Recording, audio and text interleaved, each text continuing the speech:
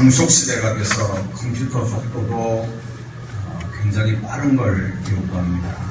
인터넷 접속은 빨라야 되고, 지난 주간에 서울에 어느 목사님들 몇 분이 손님으로 우리 모여오셨는데, 그분들을 인솔하고 안내해야 되는 상황이 있었습니다. 지뢰 쪽에 가야 되는 일이 있어서 갔다가 점심을 먹게 됐는데, 이 지역에서 제일 좋은 데가 어디냐 해서 어떤 유명한 식당에 들어갔습니다. 음식을 시키고 40분 만에 식사가 나왔습니다. 서울에서 오신 분들이 그런 얘기를 합니다. 서울 같으면 이 집은 벌써 문 닫았다고. 서울에는 이런 가게들이 있답니다. 와서 주문을 딱 하면 타이머를 이렇게 딱 돌려놓는 거예요. 그래서 주문한 지 15분이 지난 다음에 음식이 배달이 되면 그날 음식은 공짜입니다. 피자를 시켰는데 휴대폰으로 주문을 받아서 30분 안에 도착이 안 되면 그 피자 값은 공짜랍니다. 여러분들, 요즘에 그런 사람들이 현대인의 조급함을 이용해서 하는 장사가 서울 쪽에는 아마 잘 되는 것 같습니다. 여러분들, 빨리빨리가 우리나라 사람들의 속성이라고 하지만 조급함이 인간의 본성은 아닙니다. 인생을 기다림이라고 정의한 철학자가 있었습니다. 기다림으로 우리는 배우자를 만납니다. 기다림으로 생명이 태어납니다. 기다림으로 자라고, 기다림으로 성숙하고, 기다림으로 드디어 사람이 됩니다. 기다림으로 인생의 꽃이 피고, 기다림으로 인생의 열매가 맺고, 그리고 기다림으로 인생의 길이 열리고, 기다림으로 새로운 세계에 나아갑니다. 인생은 조급한 게 아니라 기다리며 사는 겁니다. 기독교는 기다림의 신앙입니다. 요셉은 어둠의 감옥 속에서 13년을 기다리면서 애굽의 총리로 세워집니다. 모세는 왕궁에서 40년, 광야에서 40년을 기다려서 출애굽의 리더로 부름을 받습니다.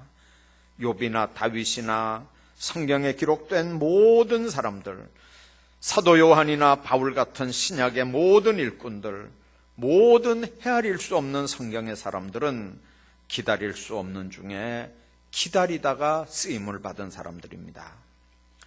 어떤 사람들은 이 바쁜 세상에 기다린다고 하는 건 수동적이다, 너무 나약한 사람들의 체념이다, 그렇게 반박합니다. 그러나 그렇지 않습니다. 조급함이 인생을 망치는 수가 있습니다. 하나님이 준다고 하면 줄 텐데 그걸 조급하게 하다가 아브라함 같은 경우에 불신의 아들 이스마엘을 낳았고, 그 이스마엘 씨와 약속의 아들 이삭의 씨가 지금도 중동 지역 한 치 앞을 내다보지 못하는 아주 큰 불행의 화약고가 되는 걸 우리가 기억합니다. 조급함이 언제나 사람과 공동체를 망치는 겁니다. 물론 기다린다고 무작정 기다리는 건 해결에 도움이 되지 않습니다. 어떤 태도로 기다리느냐, 어떤 자세로 기다리느냐 하는 건 너무 중요합니다. 기다림은 믿음, 소망, 사람 때문에 기다리는 겁니다. 하나님을 믿고 사랑하고 소망하는 것 때문에 우리가 기다리는 겁니다. 그래서 기다리면서 말씀에 뿌리를 내립니다. 기다리면서 기도합니다.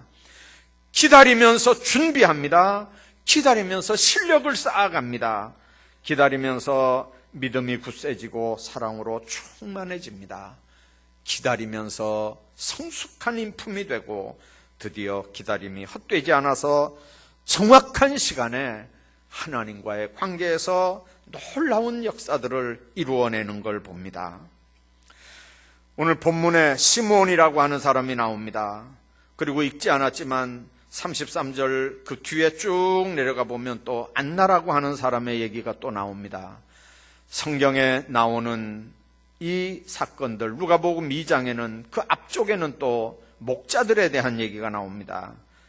여러분들, 평범한 소시민들입니다. 특정한 계급의 사람들이 아닙니다. 그들은 이스라엘에서 어디서나 찾아볼 수 있는 평범한 사람들입니다. 그러나 그들에게 우리가 본받아야 될 신앙이 있습니다. 그들은 한결같이 기다릴 줄 아는 사람들이었습니다. 이스라엘의 위로를 기다리는 자라. 25절에 그렇게 표현했습니다. 시므온이라고 하는 사람이 있으니 이 사람은 의롭고 경건하여 이스라엘의 위로를 기다리는 자라. 나라를 뺏기고 주권을 잃어버린 이스라엘을 위로해 줄 자, 곧 그리스도가 오심을 믿고 기다렸던 사람들입니다. 그렇기 때문에 그들은 아기 예수님을 만나는 영광을 누리게 됩니다. 오늘 우리가 시므온보다 별로 나은 게 없는 사람들이지만, 그러나 그들처럼 우리가 평범함에도 그들이 가지고 있었던 귀한 신앙을 본받아 간다면 이 세상에 어떤 사람들보다 먼저 그리스도를 만나고 그리스도의 관계를 충분히 가지면서 축복받는 하나님의 주인공들이 될 줄로 믿습니다. 오늘 본문을 중심으로 이 시므온의 삶과 신앙의 특징을 몇 가지 생각을 하고 은혜를 나누려고 합니다. 우선 27절에 있는 말씀 보면 성령의 감동으로 성전에 들어가매, 그렇게 말씀합니다. 37절에 있는 말씀 보면 성전을 떠나지 아니하고, 그렇게 말씀합니다. 시므온과 안나는 성전에서 아기 예수님을 만나볼 수 있는 영광을 얻은 이유를 성령의 감동에서 성전에 있었다, 그렇게 말씀합니다. 성전을 떠나지 않았다는 말은 성전에 있어야 할 때, 즉 공동체가 하나님 앞에 공중 예배를 드릴 때나 기도할 때, 또는 하나님의 성전을 사모하기 때문에 하나님의 성전에 가고 싶을 때는 항상 성전을 찾는 그런 사람들이라는 뜻입니다. 언제나 하나님을 향해서 해바라기처럼 하나님만 바라보고 사는 사람들입니다. 그렇기 때문에 성전에 있기를 좋아하고 성전 찾는 일을 일상생활처럼 했던 그런 사람들을 지금 얘기하는 겁니다. 하나님에게 뜻을 두고 일생을 하나님을 향해서 사는 그런 신앙의 사람들이었기 때문에 성전 중심의 삶을 살 수 있었고, 그런 소수의 선택받은 사람들이 아기 예수님을 만나는 영광의 주인공들이 되는 겁니다. 야곱은 베델에서 하나님을 만나는 경험을 하게 됩니다. 베델이라고 하는 말은 하나님의 집이라는 뜻입니다. 야곱이 자기 머리 위에 사다리가 있는데 그 위에 천사가 오르락 내리락 하는 걸 봅니다. 그리고 하나님께서 말씀하기를 내가 너와 함께 있어 네가 어디로 가든지 너를 지키며 너를 이끌어 이 땅으로 돌아오게 할지라. 내가 허락한 것을 다 이루기까지 너를 떠나지 아니하리라. 그렇게 말씀하는 걸 듣습니다. 그때 야곱이 여호와께서 과연 여기 계시거늘 내가 알지 못했다. 이곳이여 다른 것이 아니라 이는 하나님의 전이요 이는 하늘의 문이로다 하면서 자기가 뱉던 돌베개를 세우고 기름을 붓고 하나님 앞에 서원하는 얘기가 나옵니다. 여러분들, 창세기 28장에 나오는 그 야곱의 생각은 뭐냐면 자기 아버지 이삭과 함께 하던, 자기 할아버지 아브라함과 함께 하던 거기만 하나님의 집이 있는 줄 알았습니다. 하나님은 거기만 계시는 줄 알았습니다. 그러나 야곱이 그 빈들에서 이슬을 맞고 그날 밤 자다가 깨달은 건 내가 있는 곳이 하나님이 함께 하는 거구나. 내가 있는 곳이 곧 하나님이 함께 하시는 곳이구나. 여기가 하나님의 집이구나. 나와 하나님이 함께 하시구나 하는 걸 깨닫는 겁니다. 하나님의 성전은 우리가 주님을 만나는 장소인 걸 믿으시길 바랍니다. 주일에 교회 나오셔서 여기서 하나님의 음성을 듣는 일은 마치 주님을 만나고 주님의 음성을 통해서 하나님의 성전을 사모하는 하나님의 백성들로 사는 일입니다. 천사가 오르락내리락 하면서 나에게 함께하는 장면을 영적으로 여러분들이 느끼시기를 바랍니다. 주님을 만나는 은혜를 영적으로 다 체험할 수 있기를 바랍니다. 시므온은 성령의 감동을 받아 성에 들어갈 수 있을 때 이 아기 예수님을 만나게 됐던 걸 우리가 기억을 합니다. 어떤 대단한 일이나 무슨 큰 일 때문에 우리가 선택을 받거나 칭찬을 받는 일이 아닙니다. 하나님 앞에 큰 일은, 하나님 앞에 아주 칭찬받을 일은 성전 중심의 삶을 꾸준하게 갖는 신앙인들, 한번 마음 먹은 일은 절대로 바꾸지 않고 변하지 않는 믿음의 사람들, 자기 맡은 일은 언제나 삶의 최우선으로 여기고 그리고 언제나 변함이 없는 믿음의 사람들, 이런 사람들이 하나님 앞에 칭찬받고 그런 사람들을 하나님이 선택하고 그런 사람들을 축복하는 걸 우리가 성경을 통해 봅니다.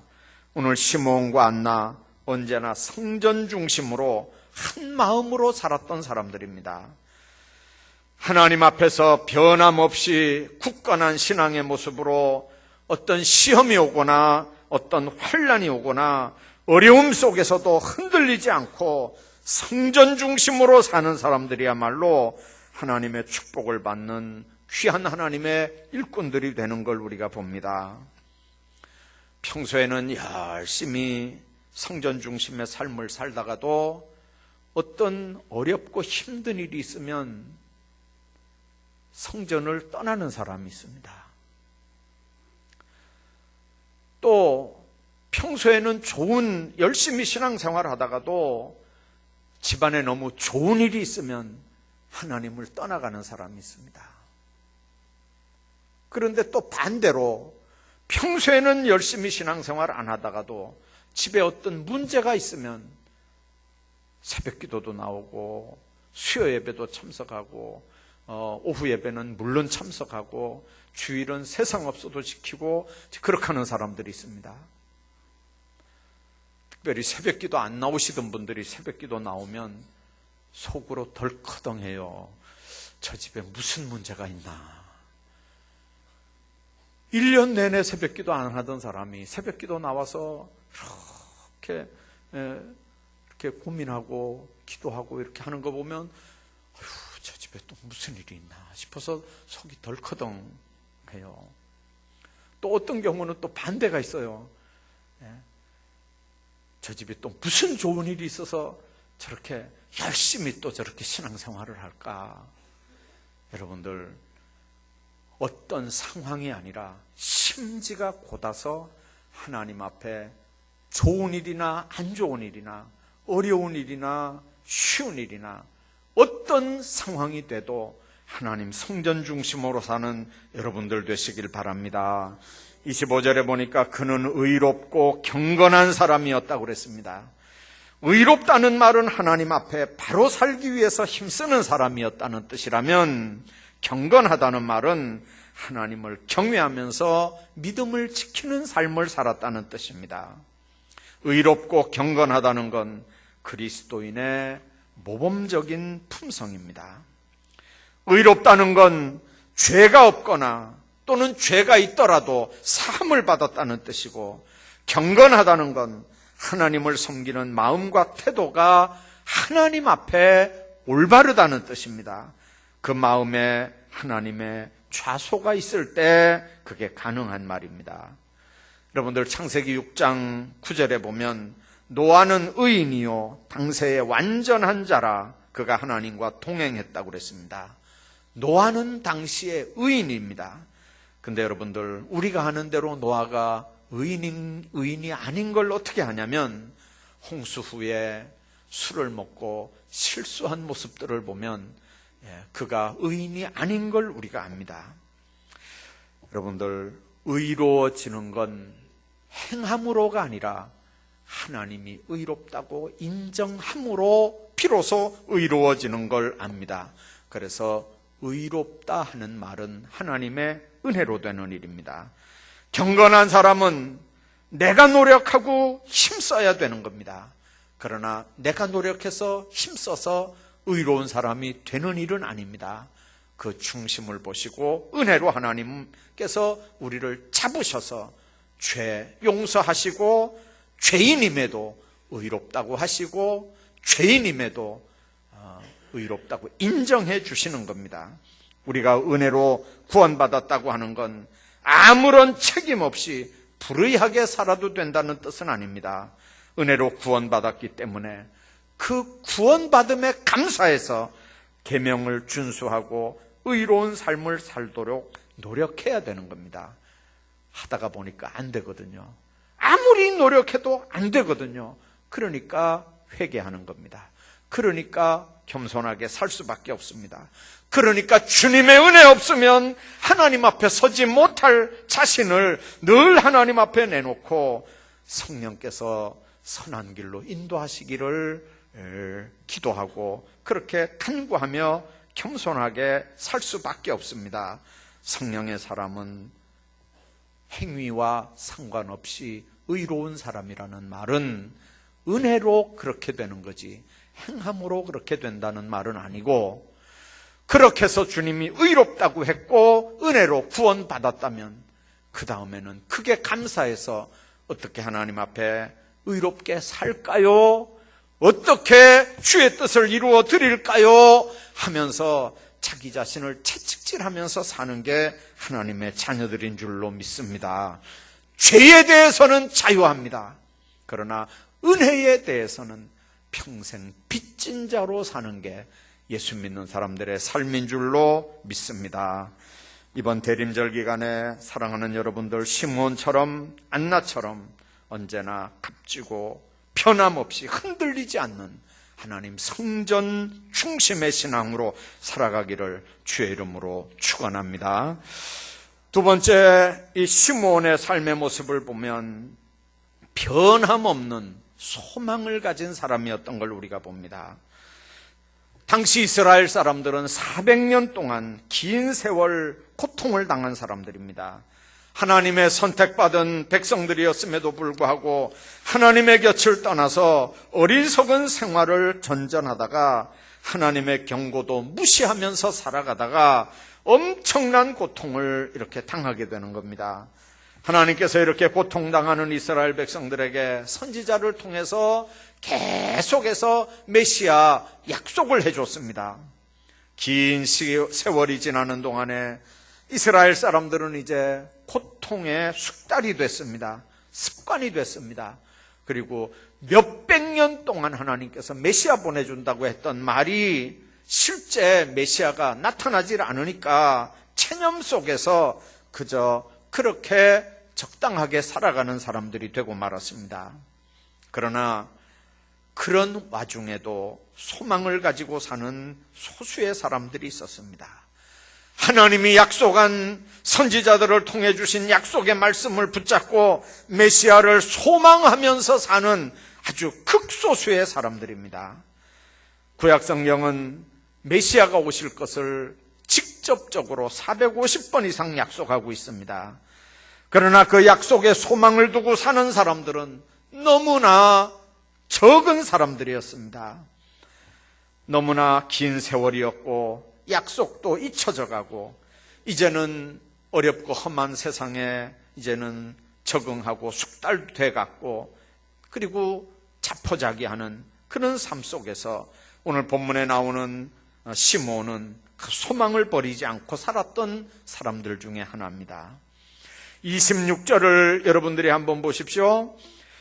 그가 주의 그리스도를 보기 전에는 죽지 아니하리라 하는 성령의 지시를 받았더니 그렇게 말씀합니다.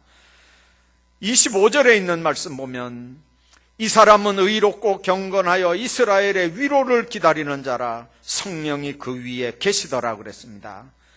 성령이 함께하고 성령의 지시를 받을 정도로 하나님과의 관계가 온전한 하나님의 백성들이기 때문에 변함없는 소망의 사람일 수 있습니다.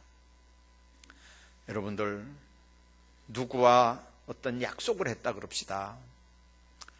말만 이렇게 떠벌리는 사람들은 약속을 해도 의미가 없습니다.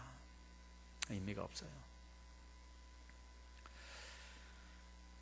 제가 아는 어떤 분이 저한테 그랬습니다. 목사님, 수일 내로 한번 찾아뵙겠습니다. 근데 몇 년이 지났는데 아직 안 왔어요.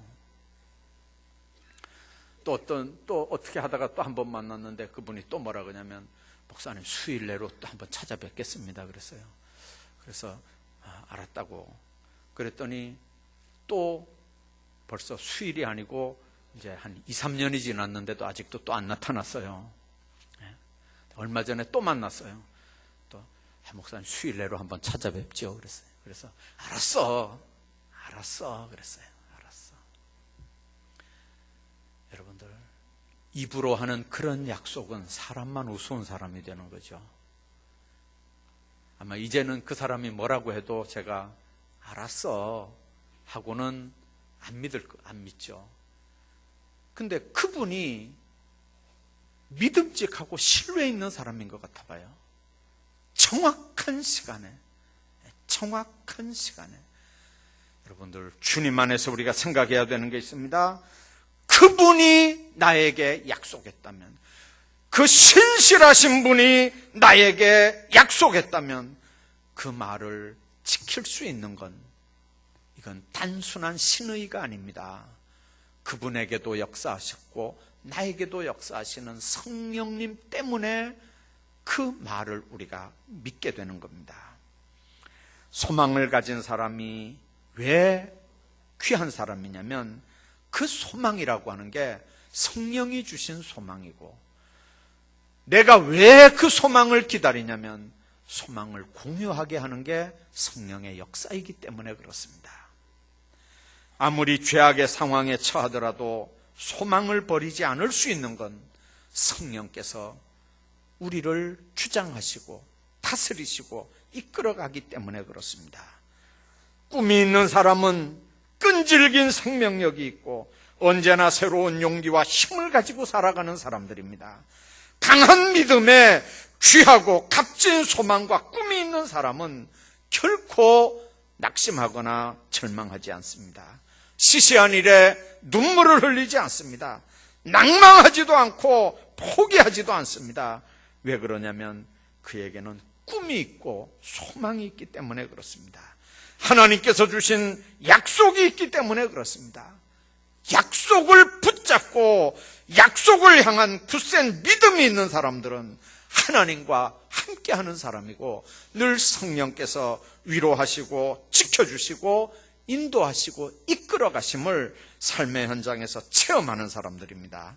소망을 가지는 여러분들이 되시길 바랍니다.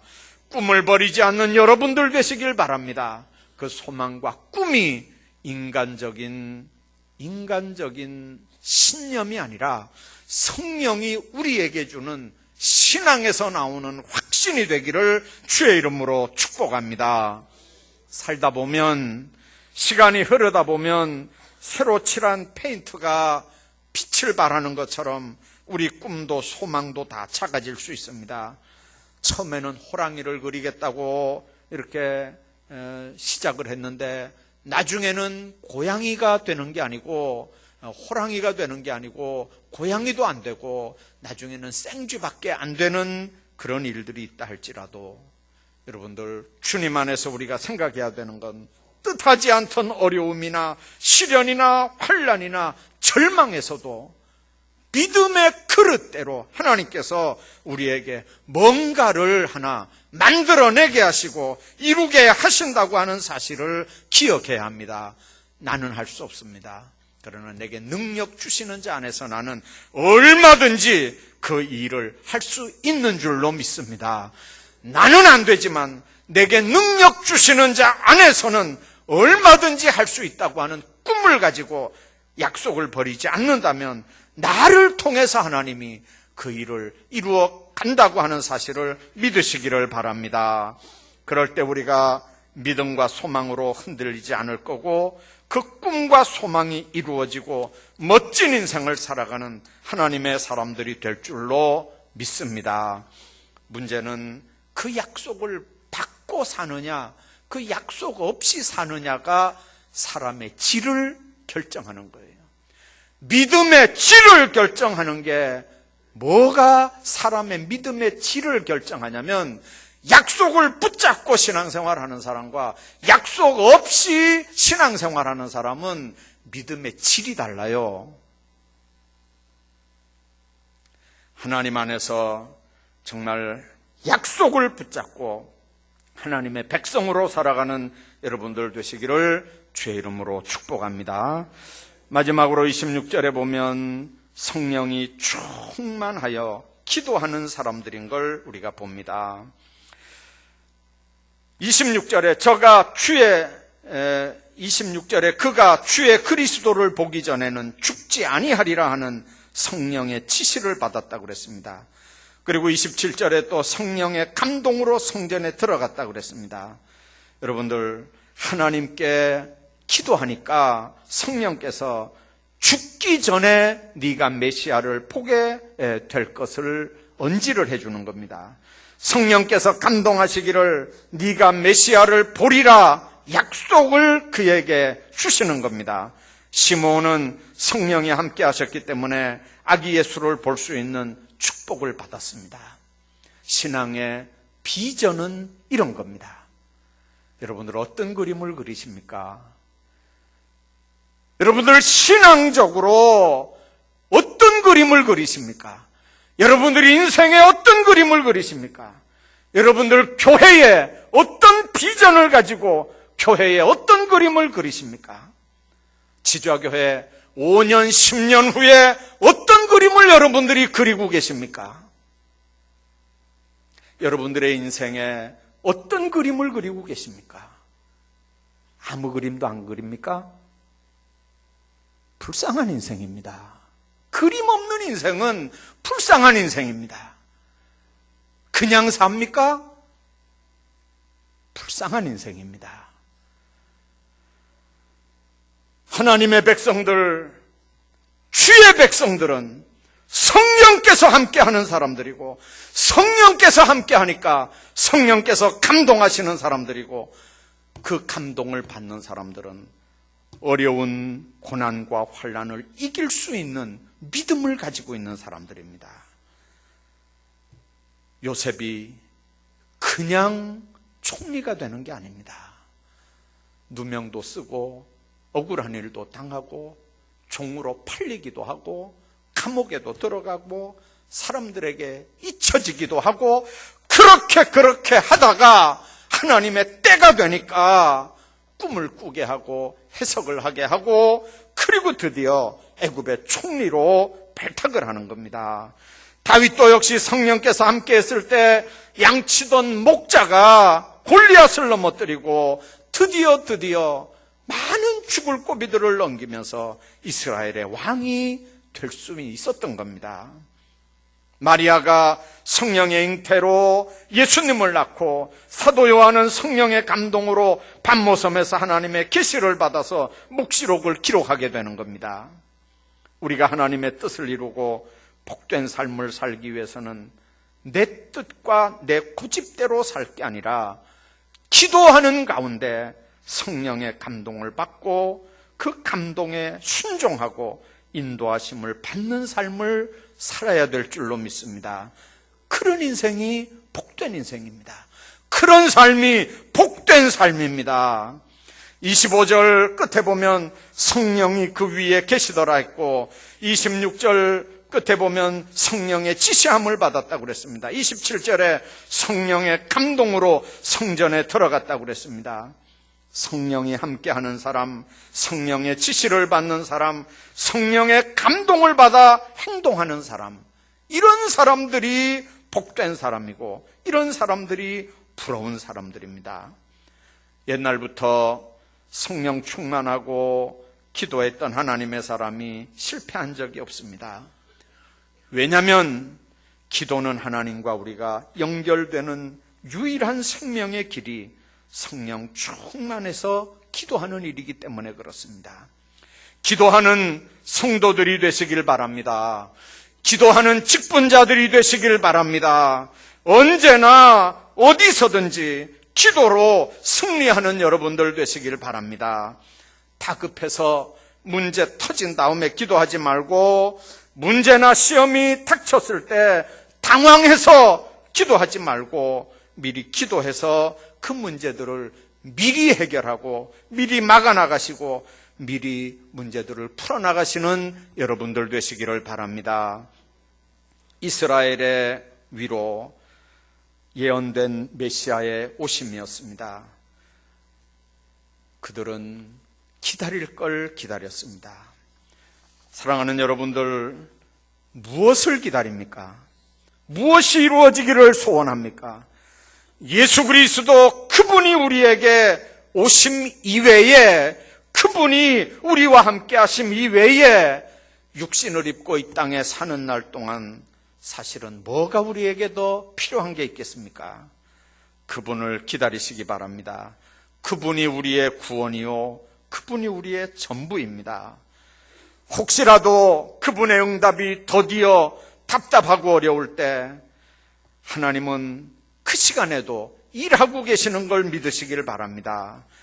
우리가 시몬과 같이 언제나 성전 중심의 삶을 살고 언제나 하나님 앞에 살면서 천국 소망을 버리지 않고 주님 약속한 걸 붙잡고 그 주님 주시는 꿈이 약해지지 않기를 바랍니다.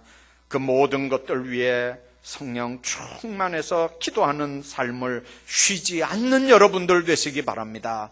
여러분들을 통해서 하나님의 놀라운 일들이 지자교회에 나타나고 여러분들의 인생이 하나님 앞에 가장 아름다운 복된 인생들이 되기를 주의 이름으로 축원합니다.